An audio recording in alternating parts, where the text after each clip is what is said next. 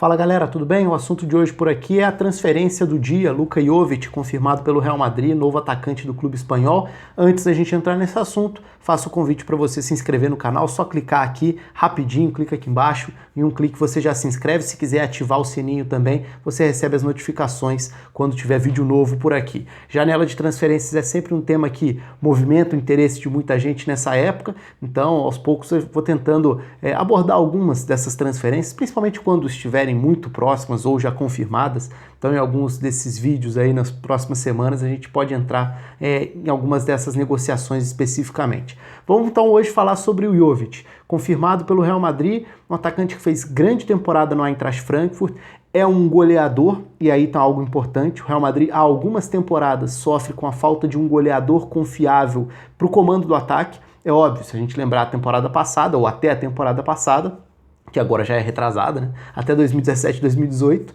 o Real Madrid tinha o Cristiano Ronaldo, então era uma garantia de gols. Mas mesmo antes da saída do português, o Real Madrid abriu mão de gols com algumas das suas transferências. Ou seja, quando foi perdendo o elenco, dentro do trabalho do Zidane, por exemplo, se a gente pega o melhor momento, foi o período em que o Real Madrid tinha banco e o time reserva muitas vezes rendia bem. Na época o Morata era o atacante reserva, chegou a fazer boa temporada, mas não só ele, né? Outros nomes que também ajudavam a compor essa distribuição de gols dentro do elenco. O fato é que esse era um problema já nítido, mesmo quando o Cristiano Ronaldo estava lá. A falta de um 9 goleador, nem que fosse para compor elenco. Nessa temporada isso ficou mais evidente ainda. Com a saída do Cristiano Ronaldo, o Real Madrid sofreu no início da temporada para tentar compensar pelo menos parte daqueles gols que já não fariam mais parte do repertório, com a saída do português. O campeonato até começa com Benzema e Bale fazendo gols, e só aos poucos deixa de acontecer, o que era natural. O Benzema é um 9 que é muito bom em várias funções, não necessariamente como um principal goleador do time, embora até tenha feito uma temporada goleadora para os padrões dele, né? Para mim o Benzema foi disparado o melhor jogador do Real Madrid na temporada, mas não como essa garantia de gols.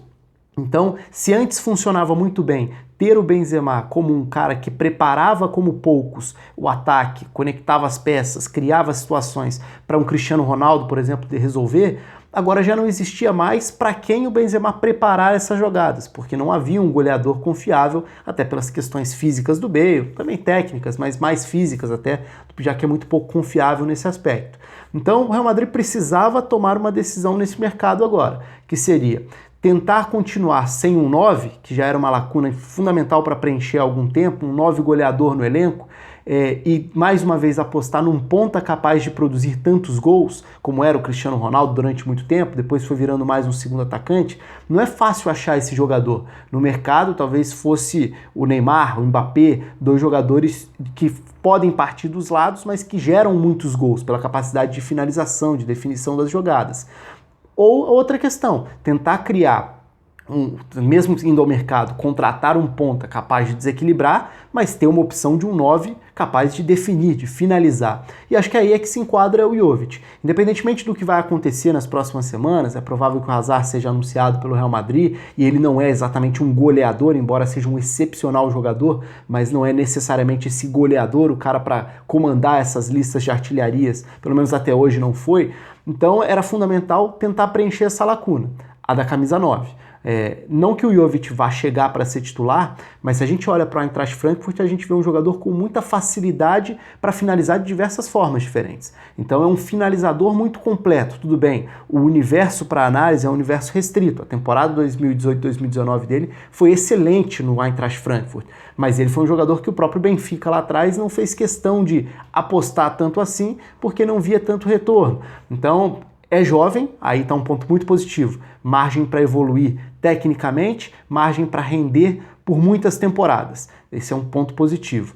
O ponto negativo, ou a dúvida, é em relação ao que vai ser a realidade dele para os próximos anos. Foi uma temporada acima do normal, ou é um jogador que realmente tem esse faro de gol e pode só se desenvolver daqui para frente? Isso o Jovic vai precisar responder a partir do momento em que vestir a camisa do Real Madrid vai ter um nível de cobrança muito diferente do que tinha na Bundesliga também.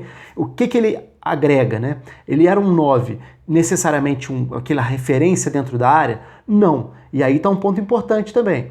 Ele era um jogador de chegada. O Eintracht Frankfurt muitas vezes jogava com o Haller, por exemplo, atacante francês, alto, referência, o Eintracht Frankfurt, um time de contra-ataque e ligações mais longas, fosse na velocidade dos alas ou numa saída mais direta buscando a referência, tinha o Haller para ganhar a primeira bola e muitas vezes Rebic e Jovic como os caras da chegada. O Rebic até conduzindo um pouco mais a bola, o Jovic trocando passes até na armação, mas sem ser exatamente esse jogador tão criativo, mas acelerando as jogadas para buscar a aceleração também, a profundidade, a arrancada em direção ao gol.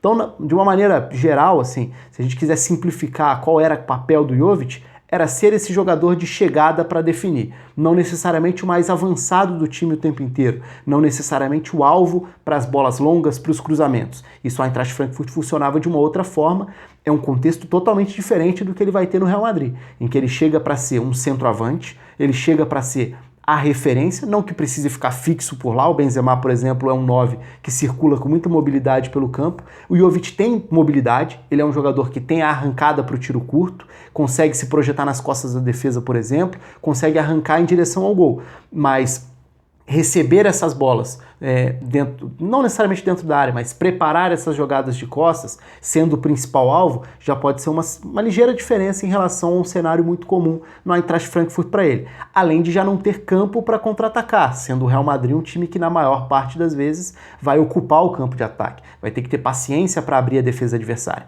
De qualquer forma, pela capacidade de finalização dele, a presença numa zona de finalização pode ser muito útil ao Real Madrid. Pode agregar esse cara capaz de cabecear, capaz de bater de perna direita, de perna esquerda, se mantiver esse nível excelente de aproveitamento na conversão das chances. Se a gente olha, por exemplo, para o Jovic, a gente pode ver diferentes momentos, né? Um deles, a questão das finalizações. Um jogador que finaliza de dentro da área, mas em diversos cenários diferentes, e até tem a batida de fora da área, da entrada da área como uma opção. Se a gente olha para o Jovic dos dribles, por exemplo, o Jovic da preparação das jogadas, a gente vai ver um Jovic que tenta, partindo geralmente de trás da referência, de trás do centroavante, buscar uma arrancada e assim passar para o seu marcador, muitas vezes nessa faixa central do campo, mas mais recuado, que é o que também mostra o mapa de ação, de toques na bola do Jovic ao longo da temporada. Ele não necessariamente vai ser o cara enfiado dentro da área o tempo inteiro, mas ele vai voltar a participar do lance, muitas vezes dando toques simples, toques rápidos, para dar dinâmica ao ataque. Não que ele seja necessariamente um jogador habilidoso. Essa questão da qualidade da participação dele, geralmente é uma participação muito mais rápida para dar velocidade do que exatamente um cara para pensar o jogo. Nisso ele é completamente diferente do Benzema.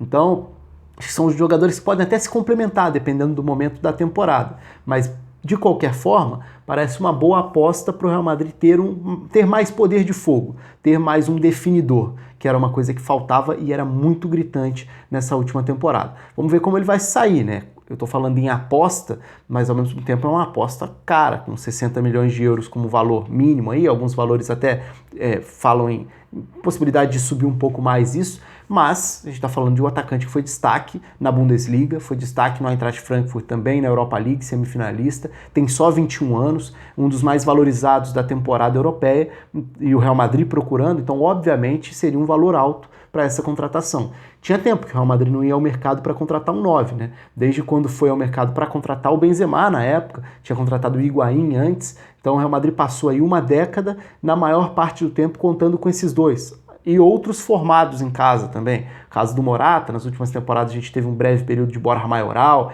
o Mariano foi o reserva dessa última temporada. Era evidente que faltava alguém para chegar e ser esse 9. Se vai ser o titular ou reserva, aí acho que a temporada vai mostrar.